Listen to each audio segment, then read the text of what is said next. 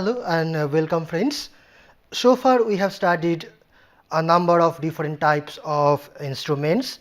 So we can write them as we have studied PMMC instruments, permanent magnet, moving coil instruments. Then we have studied electrodynamic instruments or dynamometer type instruments. We have studied moving iron instruments,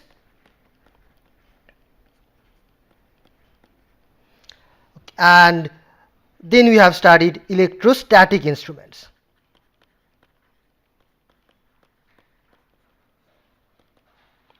Okay. So far we have studied these four types of instruments, and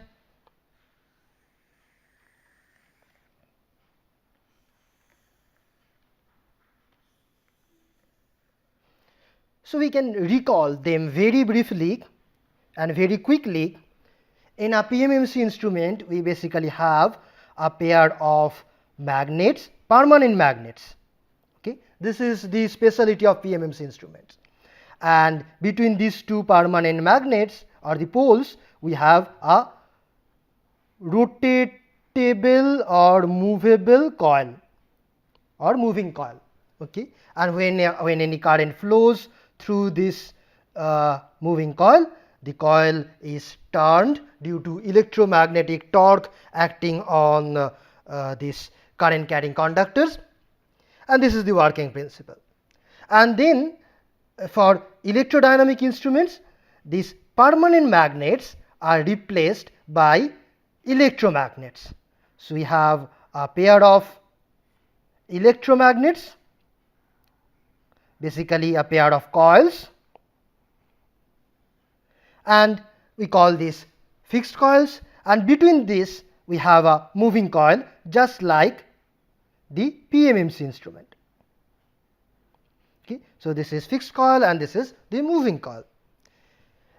Now we have talked about different types of moving iron instruments: attraction type, repulsion type, and the simplest possible scheme is this: the attraction type moving iron instrument, where we have a coil which carries the unknown current I, and in front of this we have a iron bar, and this iron bar can rotate around this pivot. So if any current flows through this coil, this coil will get magnetized and it will attract the iron bar. So this is the working principle of an attraction type moving iron instrument. And in case of an electrostatic instrument, what do we have? We have a plate, a metallic plate, conducting plate mounted around a spindle which can turn. So this is the spindle attached with springs. This can turn, and then under it we will have another plate below it. This is fixed, so this is attached to the frame. This one cannot turn, this one can turn. So this is the construction, and if we now apply any voltage between these two plates, okay, so if we apply a voltage,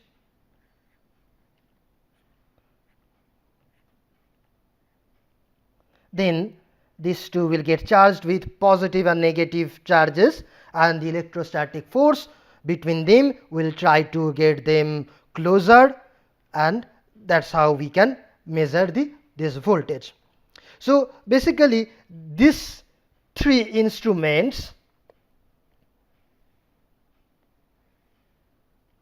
therefore they measure current directly. So these three instruments measure current directly, because we need to pass some current through some coil, this coil or this coil or this coil, and the deflection of the pointer, that will depend on this current. So these instruments measure current directly, and this instrument measure voltage directly.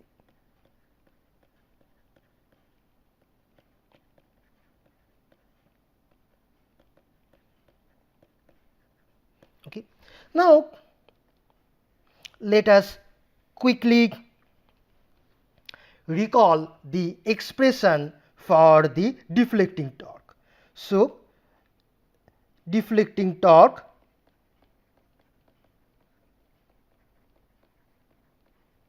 TD, D for deflecting. Okay. So for PMMC instrument, we know this is given by TD is equal to BAN multiplied by I. You need not remember these formulas. These formulas are so easy that you can derive it in a few seconds. Say for example, I want to find this torque expression. So let's see how quickly can we do it. So we assume this flux density to be B. So this is the flux density B, and we know this length of this coil is L. The width or diameter of the coil is D. So the force on one conductor, so let us do it very quickly. Force on one conductor, any one conductor, is given by F is equal to BIL. So this is the formula from physics we all know. Okay. And now, so this is for one conductor. If we have n turns, then we will have total of BIL times n force. So this is the total force acting on any side of the coil, this side or this side. Now the torque will be the force multiplied by the distance d. So put d here, and then this L and d together is A. So this becomes BAN times I. So this is so simple. You need not remember this formula. You need not remember any formula in this subject. You can derive it in few seconds. So that's the beauty of this subject. Okay. So let me erase it. Okay. Now for electrodynamic instruments, we know that TD is equal to, so this will be proportional to both these currents. Okay.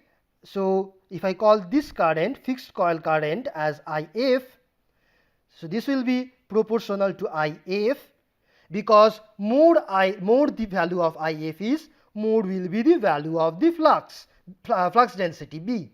Okay. So we have the term IF, and then it will also depend on this current IM, call this current IM in moving coil. So I write IM. So torque is proportional to these two currents, and the proportionality constant, this you may have to remember a bit. This is given by dm d theta, where m is mutual inductance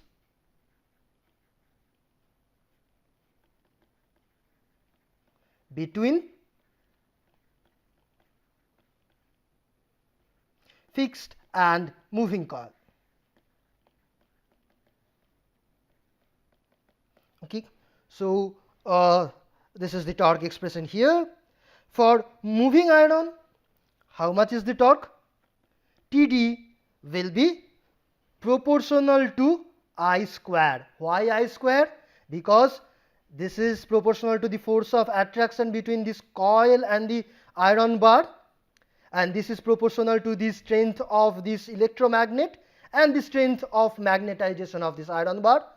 Both in turn is proportional to I, so this is proportional to I square, and this, the proportionality constant, is given as, we haven't discussed this before, so this is a new thing we are learning now. This is given by dl d theta and half. What is L? L is the self inductance of, there is only one coil here, this coil. So self inductance of the coil. Okay. Now, so okay, let's talk about it a bit on a separate page, or maybe here.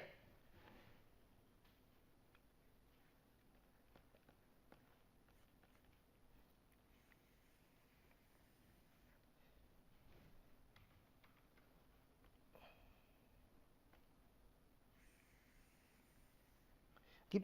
So observe that what is self-inductance? Self-inductance L is nothing but the flux linkage of this coil when, say, unit amount of current flows through this coil. So you can write the current in the coil,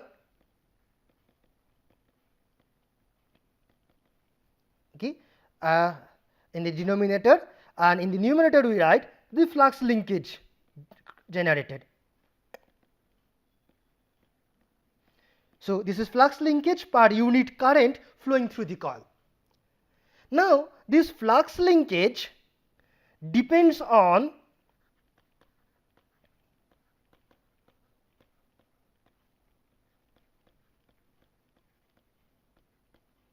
the proximity or closeness of this iron bar, on the closeness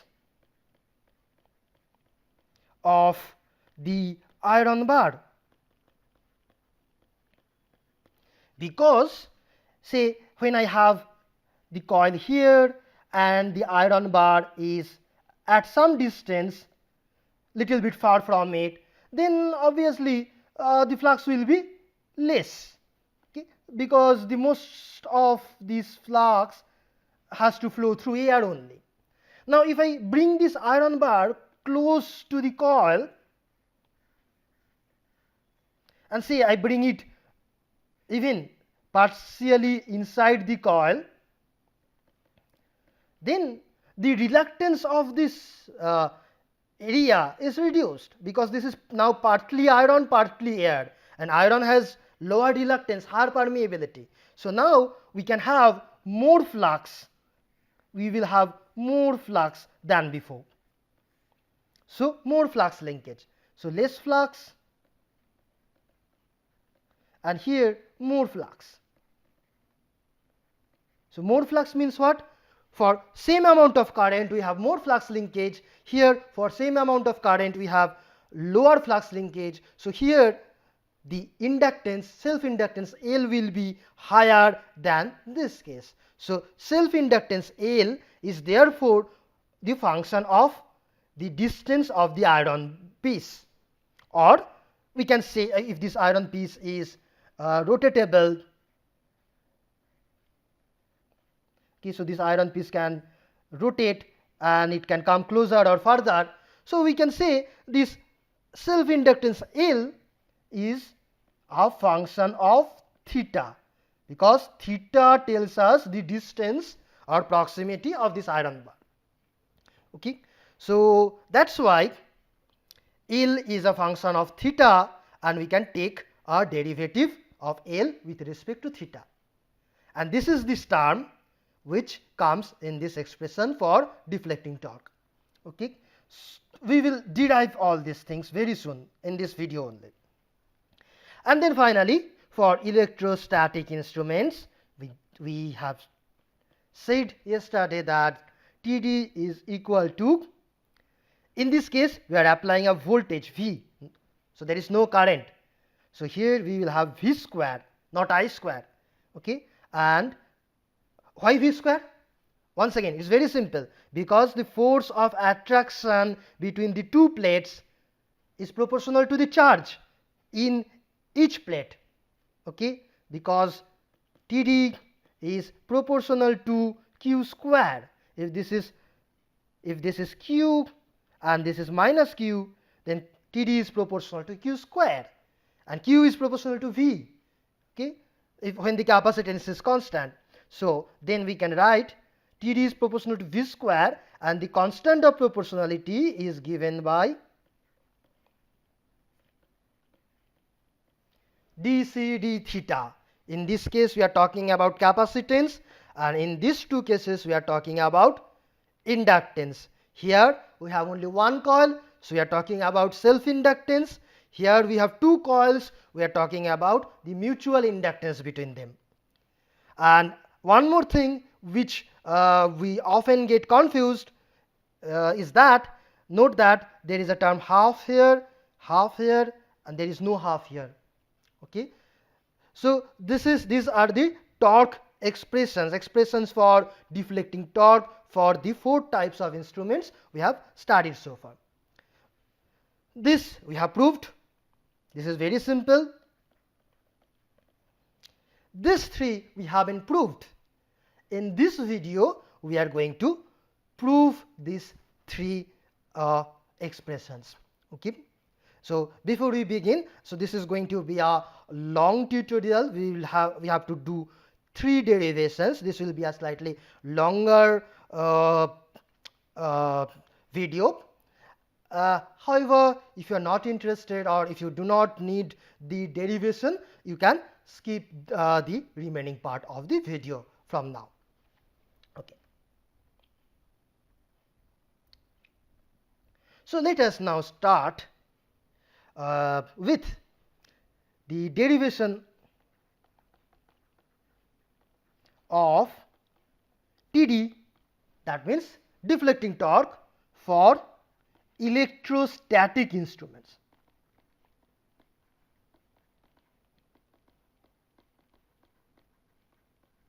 I am starting with electrostatic instruments particularly because this derivation many of you might have already seen, maybe in school. Okay. So let me draw it quickly.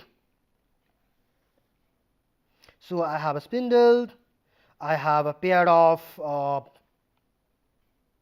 so one plate here which is not connected to the spindle, another plate maybe below it,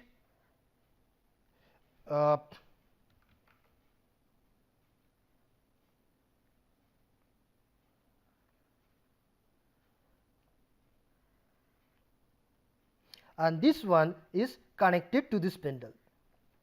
This can rotate, this can not rotate, this is fixed, and their size is normally same, although my diagram is not that good, their size looks different. And we have this one connected rigidly to the frame of the instrument. This is fixed, this is movable.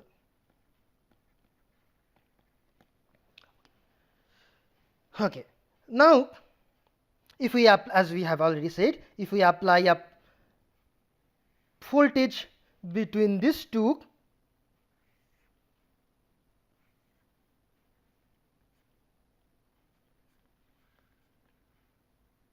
plus minus,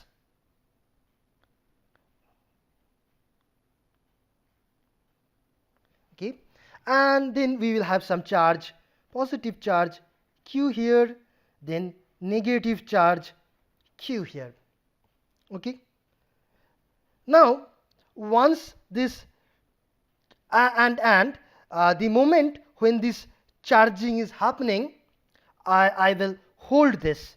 Okay, so I will hold this maybe by hand. Imagine that I'm holding it by hand.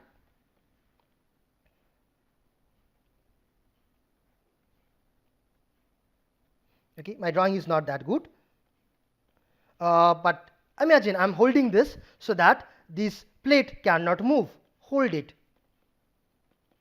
When the plates are charged,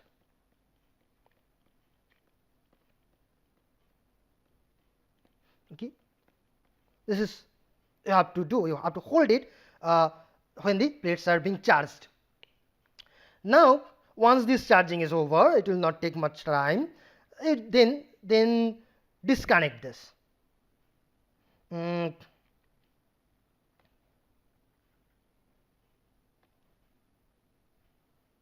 Okay, so I have a switch, so I can disconnect this. So step 2, disconnect the circuit after charging.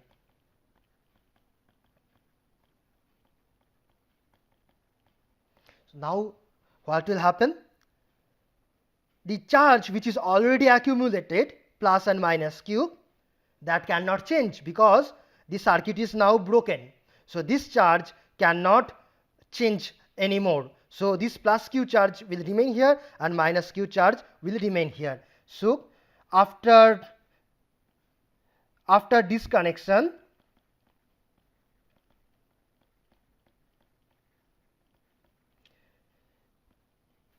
plus q and minus q charges cannot change anymore because there is no path for this charge to flow. Okay. Now after this,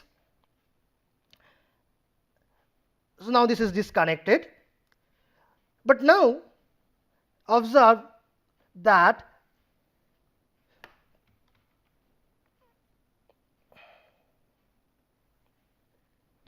there will be a force of attraction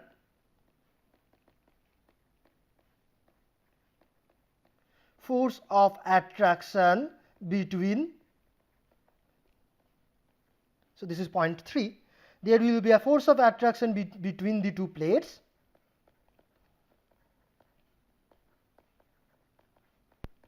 which means a torque will act on the movable coil. So a torque will act on the movable plate, not coil.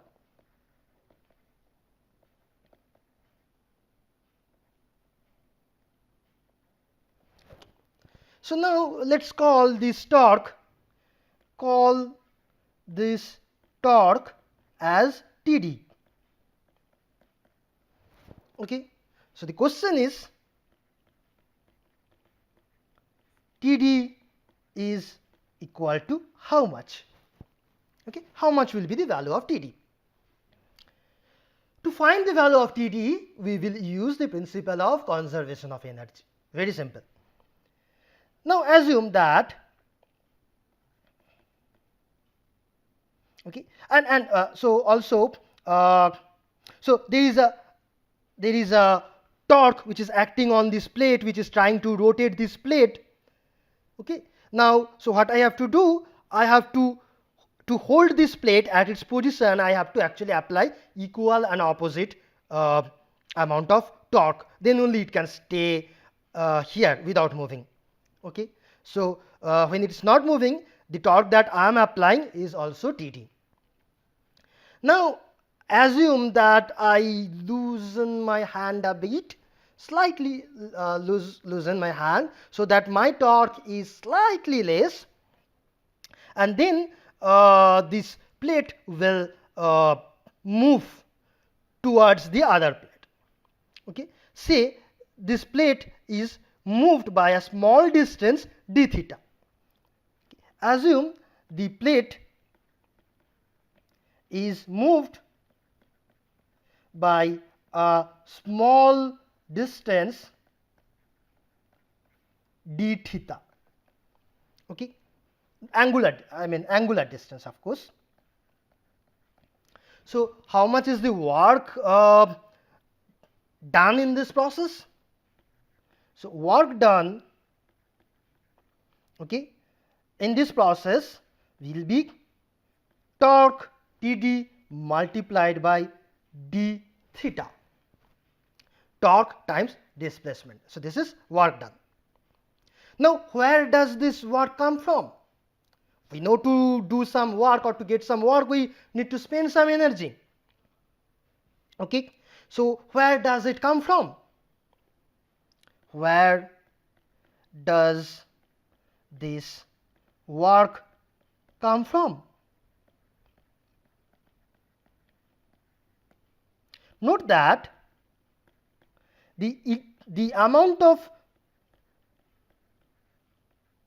electrostatic energy stored in the parallel plate capacitor electrostatic energy stored.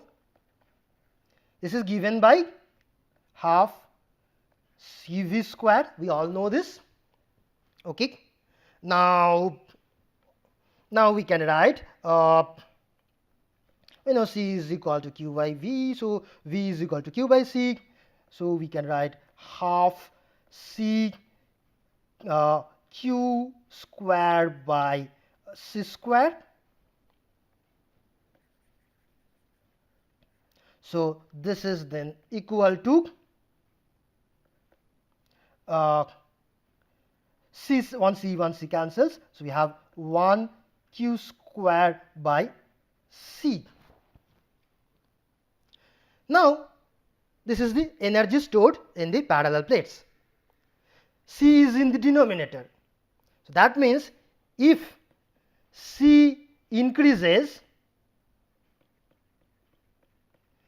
then stored energy decreases.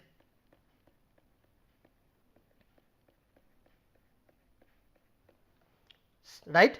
If C increases, C is in the denominator downstairs. So if C increases, the stored energy will decrease. Now see, when this plate is moved towards the other plate, the overlapping area between them increases. That means capacitance C increases, and if capacitance is increasing, then the stored energy will decrease. That means this is the energy which is spent to do this work.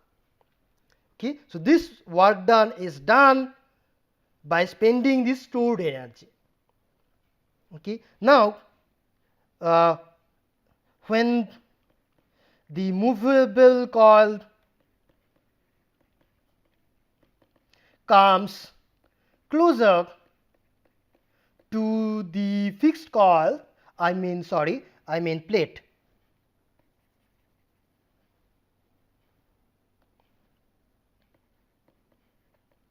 Please forgive me if I am doing this mistake again and again.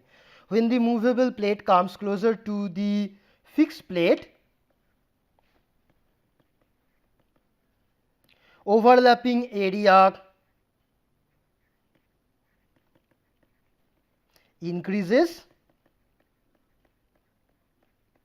That means C increases. That means stored energy decreases.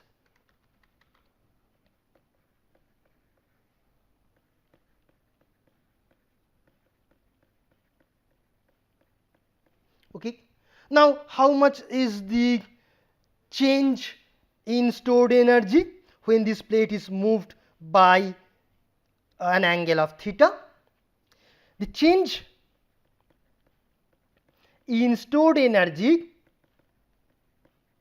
stored electrostatic energy, we can write this as the rate of change of the stored energy with respect to theta.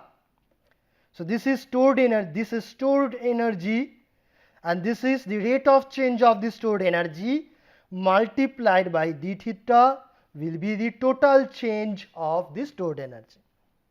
Right? So this is the total change of stored energy, and this we can write if we differentiate. Okay, so we write it as let's take a derivative of it. So here you know Q is constant. Okay, voltage need not be constant, voltage may change, but Q is constant. Why Q is constant? Because we have disconnected the circuit. Now even if the plates move, the charge Q is not going to change. So Q is a constant, half is a constant, take them out, Q square by 2. Now here inside I have 1 over C, derivative of 1 over C is minus 1 by C square. Okay, so this is the derivative of C with 1 over C with respect to C multiplied by dc d theta. Okay, So this is the derivative of this term and then multiplied by d theta. So this is the change in stored energy. Okay, and this is with a negative sign indicating that the energy is decreasing, because capacitance is increasing, and we know that it is in the denominator. If capacitance increases, stored energy decreases.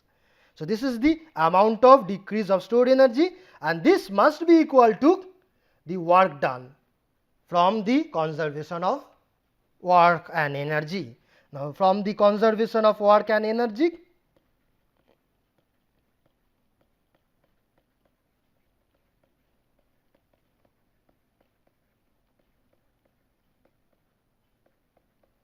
we can write that this work done, which is this,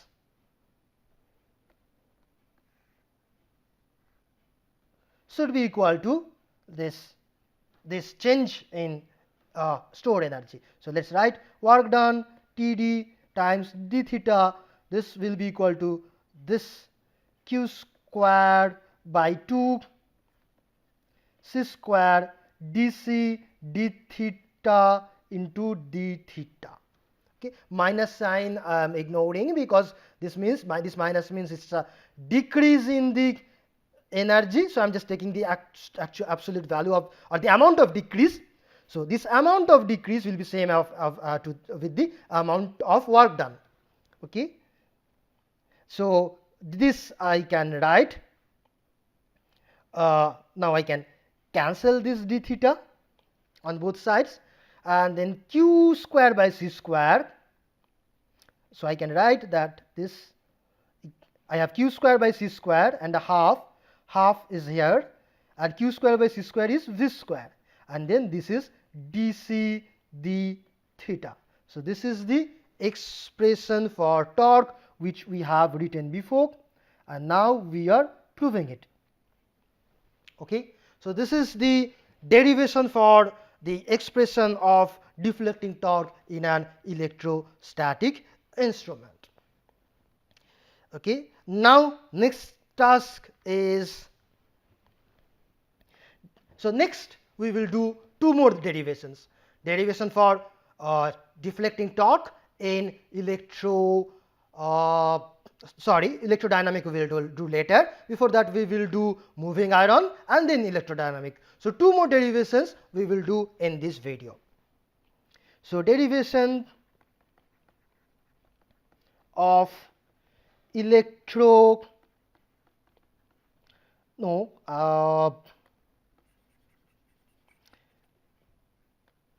derivation of Td deflecting torque in first moving iron instrument.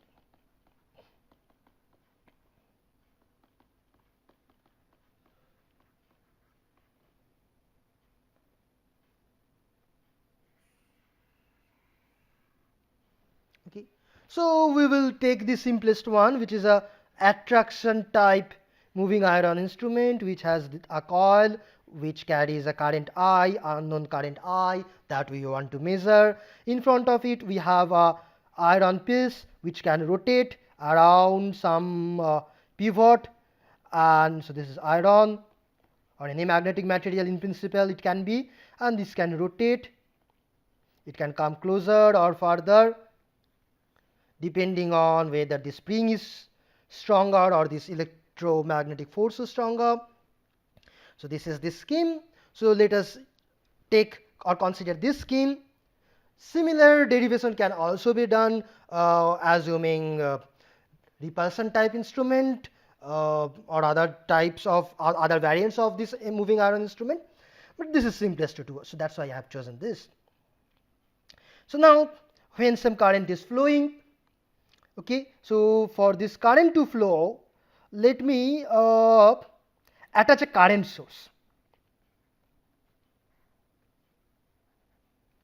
Okay, so this is a current source. What is the function of a current source? The function of the current source is to keep this current I constant. No matter what happens, an ideal current source is supposed to keep this current always constant, and for that it can apply any amount of voltage, any amount of potential difference it can generate, which is required at any moment to keep this current at the same value of I. So that's the function of this current source. Okay, so I is constant. Okay, like in the previous derivation we had stored in charge constant. In this derivation we will use the idea that the current I is constant, but the voltage here, so if I call the voltage between this two,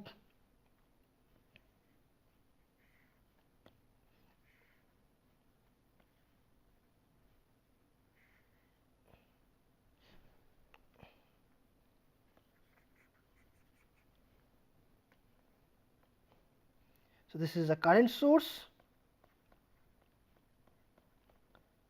and the voltage between these 2 points I am calling it as V, between these 2 points across the current source.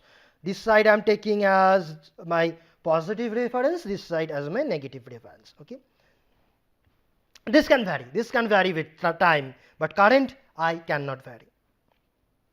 Now what happens when a current flows? This will apply some force or a torque which will try to rotate this iron bar towards the left. So this is the torque Td, this is the direction of the torque, and let's forget the spring for now.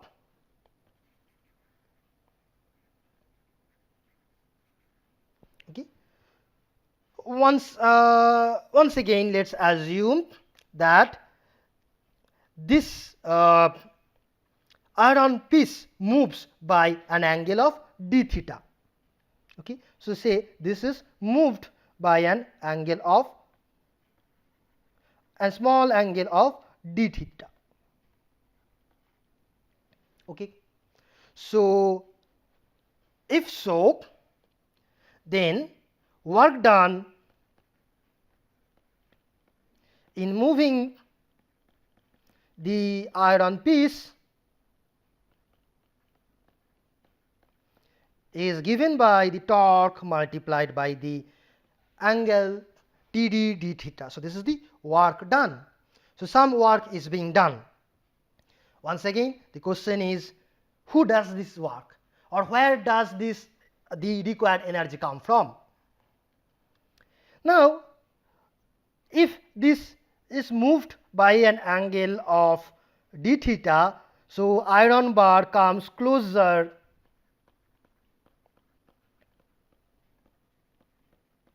to the coil. Now what will happen? Self inductance L will increase. Why? Because the iron is coming closer to the coil, so the reluctance of the flux path is being reduced, more flux can be produced with the same amount of current, so L will now increase. Okay, and if L increases, then the stored electromagnetic energy also has to change, and we know that the stored electromagnetic energy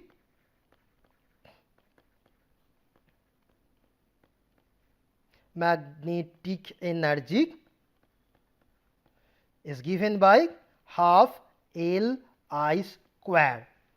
Here I is a constant because we have connected a current source, but this L increases as the iron bar comes closer. Okay, so the L increases and I is constant. So the change in, we can write the change in stored electromagnetic energy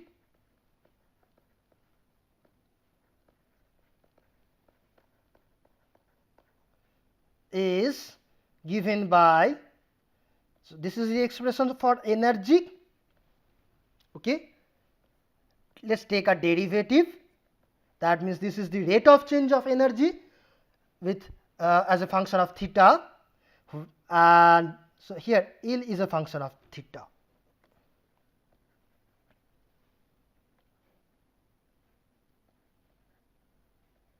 Okay, so this is the rate of change of energy as a function of theta multiplied by the change of theta. So this is the total change in stored electromagnetic energy. Okay, and now is this energy increasing or decreasing? This is increasing, because this is the expression for stored energy. L is increasing because the iron bar is coming closer. So L is increasing, so stored energy is increasing. So stored energy is increasing.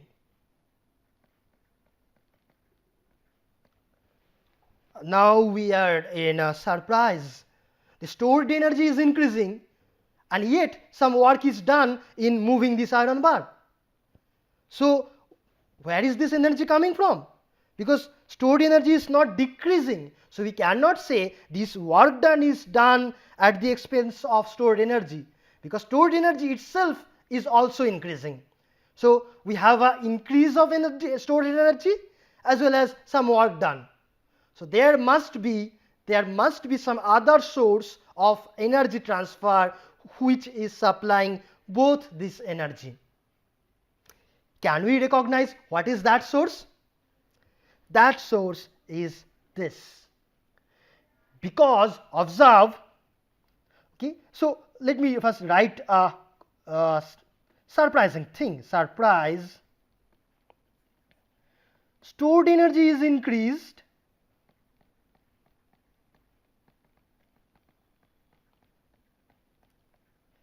and work is also done.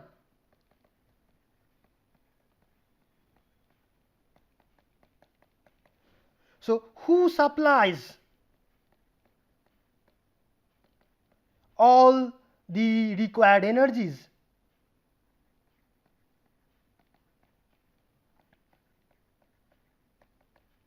Now note that when the iron piece is moving,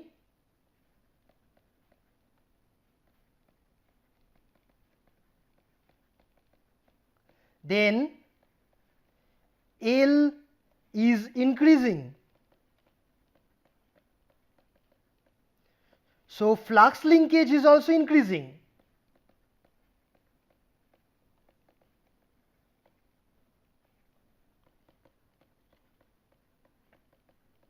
So there must be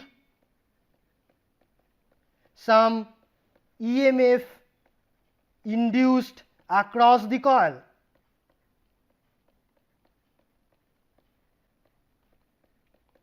Okay, because we know, according to Faraday's law, if flux linkage is changing, then there must be some EMF induced across this coil, and this EMF we are calling it V. The value of this EMF we are calling it V, and then this current source has to deliver current against this induced EMF, because this induced EMF, according to Lenz's law, will always try to oppose this current. Maybe Lenz's law is not okay that easy to see here, but okay, we can always show that this voltage will act in a direction such that it is trying to oppose this current. Okay, we can show that. It's not very difficult. Therefore, this current source has to deliver some energy in the process of supplying this current against the induced EMF. So the current source has to supply some energy, okay, to deliver current against induced EMF.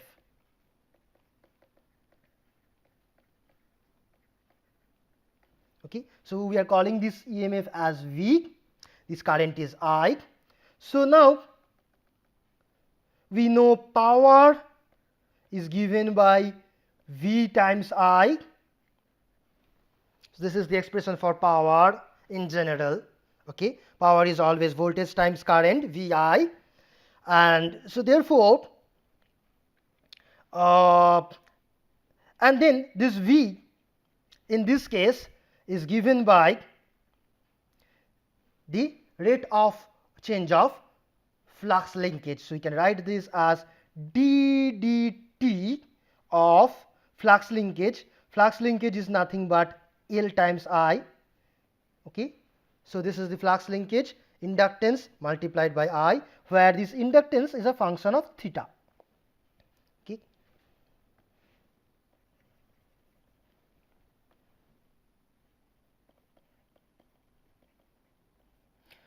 Okay, so this is the expression for power, sorry, voltage, this multiplied by I. Now we know I is a constant,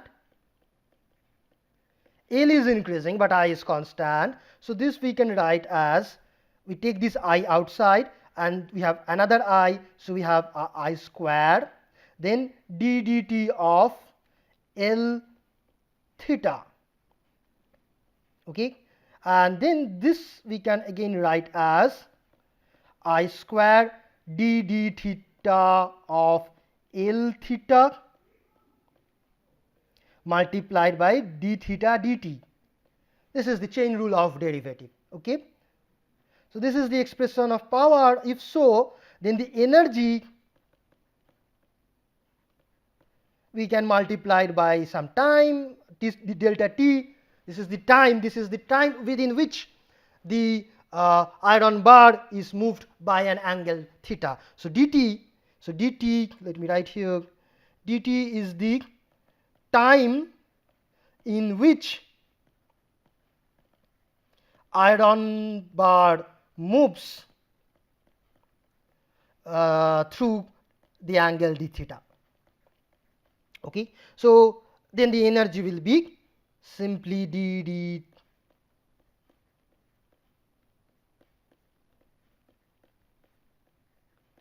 this multiplied by dt cancels. So this is the energy supplied by the current source.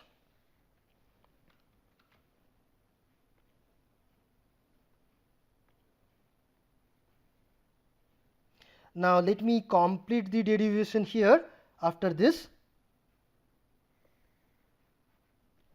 Okay, so now we will equate the energies and work done. So this is the energy supplied by the current source. So energy supplied by current source, this should be equal to the work done in moving the iron bar plus the increase in stored electromagnetic energy.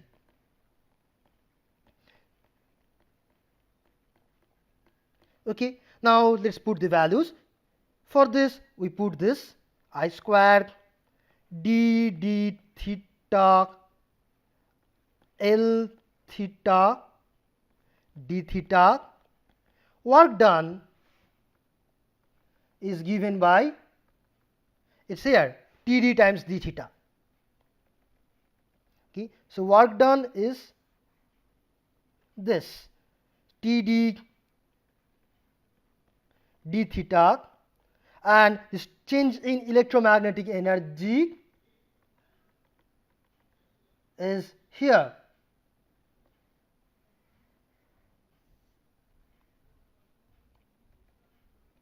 So let's put that value.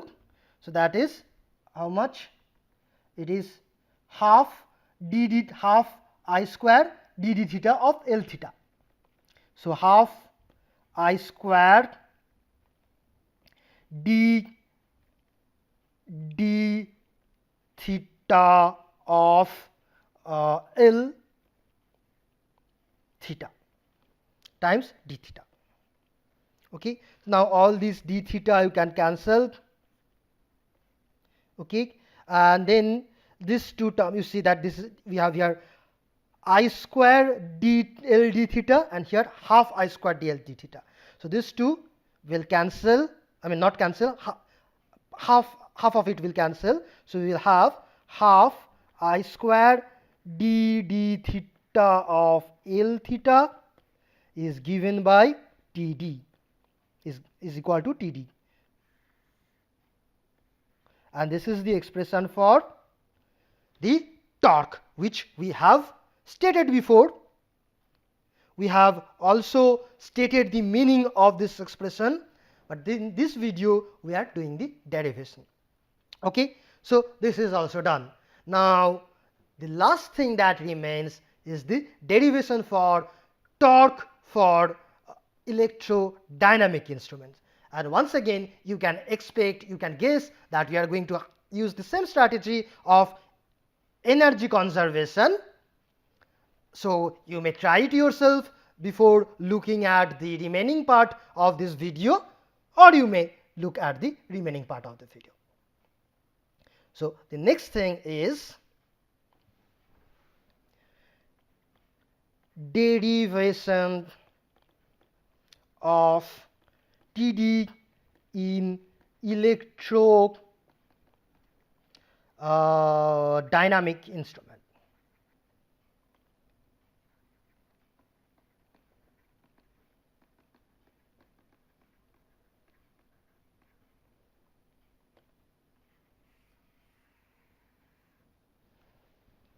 Okay. So what do you have in an electrodynamic instruments? We have two coils, two sets of coils. One fixed coil, set of fixed coils,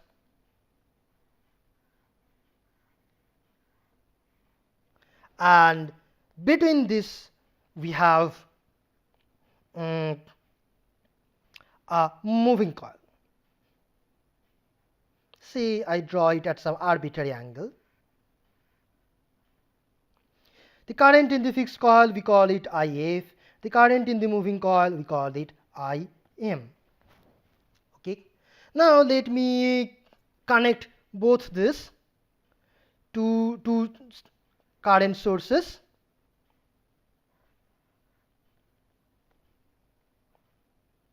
So that these currents remain constant.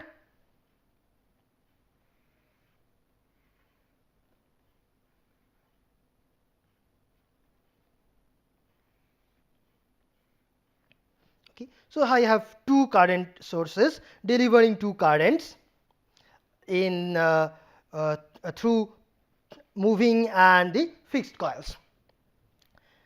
Now let's recap a bit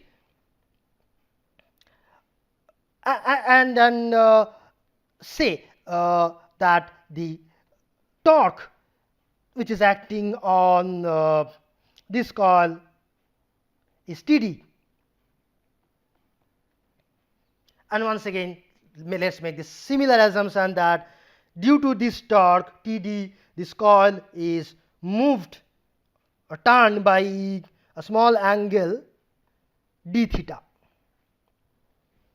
Okay, so work done will be Td d theta. Okay. Okay.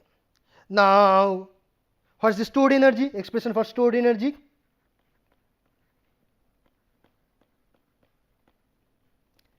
For a pair of coils, the total electromagnetic energy stored in them is given by.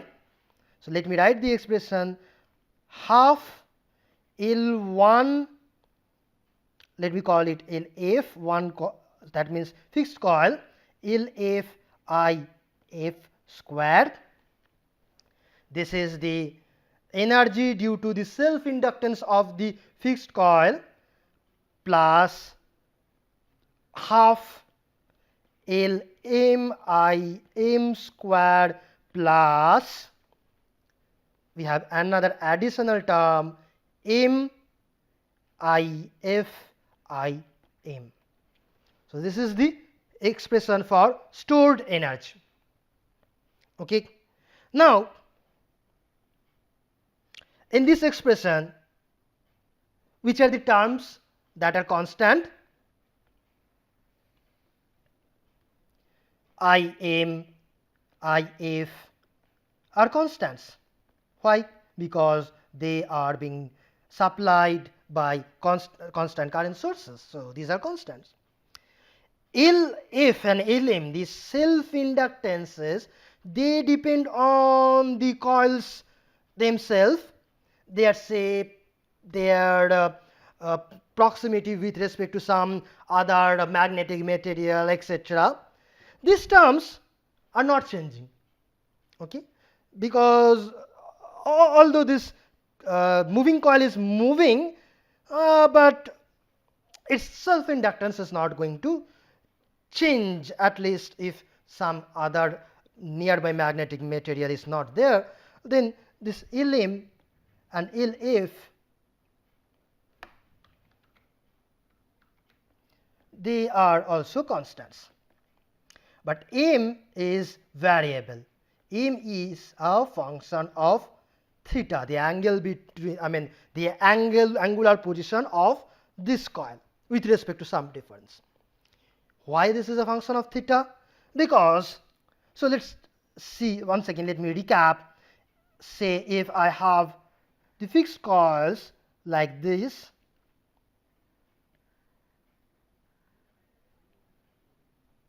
it is generating some flux, okay, and let this flux density be B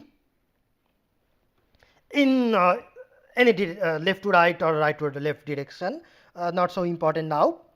And let me draw the moving coil like I used to do it earlier, like this. And this is one side of the coil, and this is another side of the coil, okay. So this side is perpendicular to this plane of paper, and this side is also perpendicular to this plane of paper. Now what is the flux linkage? The flux linkage is the amount of flux that goes through the coil, which crosses the coil, okay. Now if I have this coil at, say, this orientation like this, then a lot of flux can go through it, okay. But if I have this coil in perpendicular orientation, then all flux lines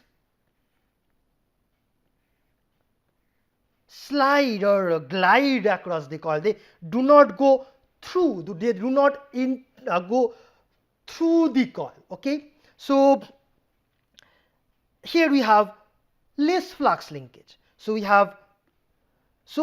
here we can say the flux linkage of the moving coil due to some amount of current in the fixed coil is lower compared to the flux linkage in the moving coil due to the same amount of current in the fixed coil.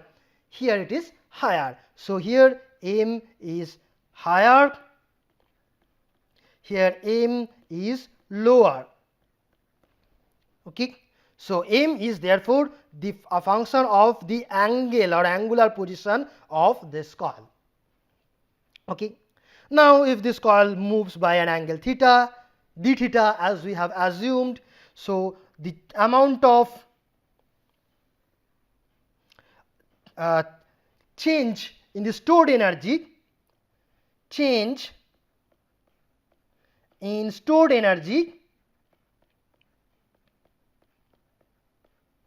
will be, so let me for ease of writing, let me call this as ES for energy stored.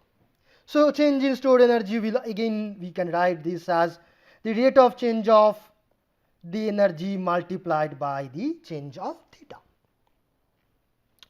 Now here we know Im constant, If constant, L, F, M constant. So all these terms are constants, okay. So all these terms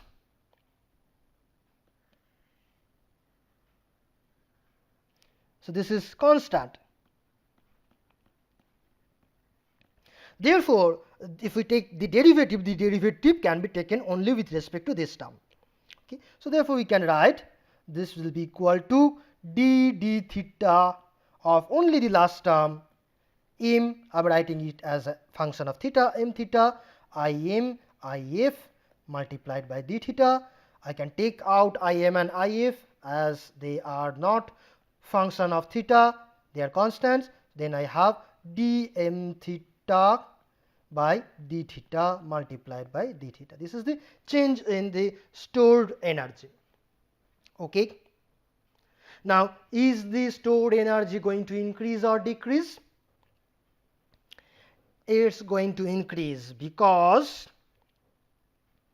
we know that when currents flow through these coils, so they will generate some polarities, like maybe say this is north, this is south, this is north, this is south. Okay, and if here I have south and this north for the moving coil, then we know these two will attract each other, and therefore they will try to get aligned. Basically, all magnets try to get aligned due to their the forces between them. So this coil will come to, so it will rotate like this, and this will become aligned. So after the rotation, the moving coil will come to this position. That means, so this is same as this position, because now the flux lines can all pass through the turns of the moving coil. So mutual inductance M is increasing. Okay, so M increases if this coil is pulled, this moving coil is pulled towards the magnetic field of fixed coil. M increases. So M is increasing as moving coil is aligned or pulled towards the field of fixed coil. Okay, M is increasing, so ES will also increase, because this is proportional to M, is also increasing. So once again we have the same surprise here. ES is increasing and some additional work is also done.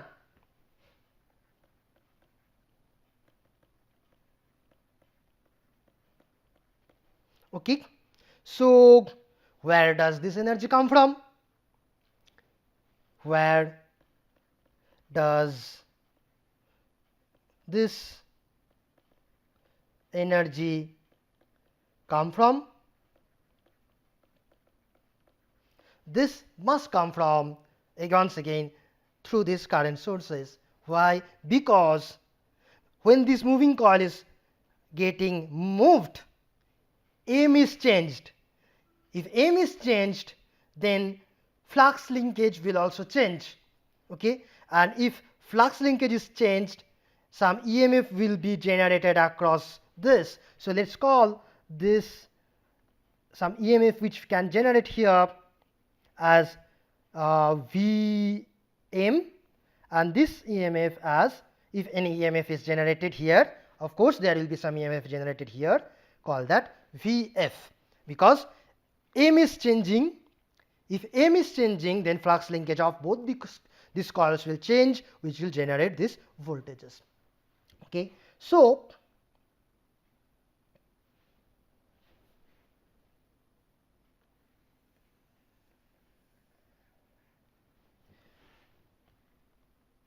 energy, let's find the energy supplied by Okay, let me call these two sources. Okay, let me copy it and I paste.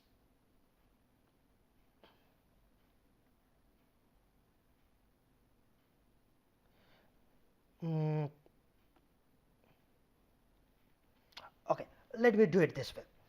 Uh, so the energy supplied by, say, this source, call this source uh, SF, source F, by SF, this will be equal to power V times I. So Vf, If, this is power multiplied by dt.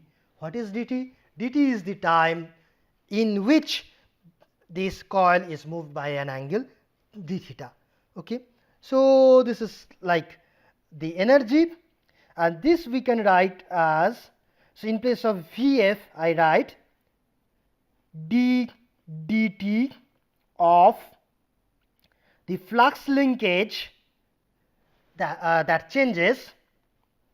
So flux linkage of the fixed coil is due to the due to the current in the moving coil is given as m Im. Okay, so this is the flux linkage due to the moving coil current and the mutual inductance. So this is same as V. Then I multiply it with If. Then I multiply it with dt. Then this I can write as, I take out this Im as constant, so I write it as Im If ddt of m theta.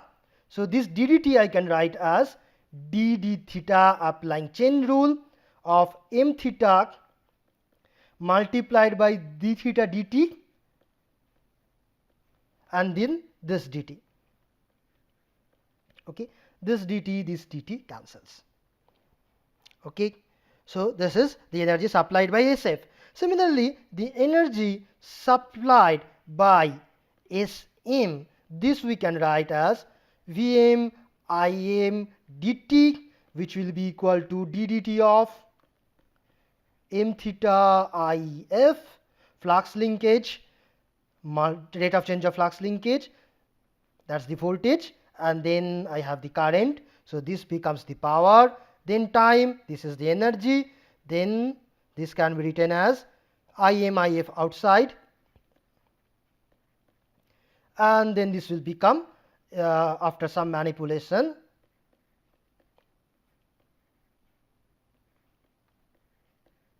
just like this. So this is the total energy supplied. Okay, so now we write total energy supplied should be equal to the work done plus the increase in stored energy. Okay, now total energy supplied is this plus this. So see, these two are actually same. These two are actually same. So I can write 2 times of this. So I write 2 Im If dm d theta multiplied by d theta. This is same as the work done plus the increase in internal energy, which is this.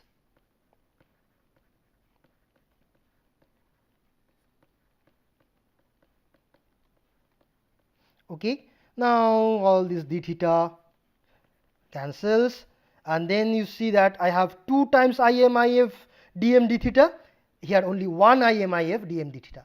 So I can cancel one of them from both sides, and then I can write this TD will be equal to one of these terms, Im if dm d theta.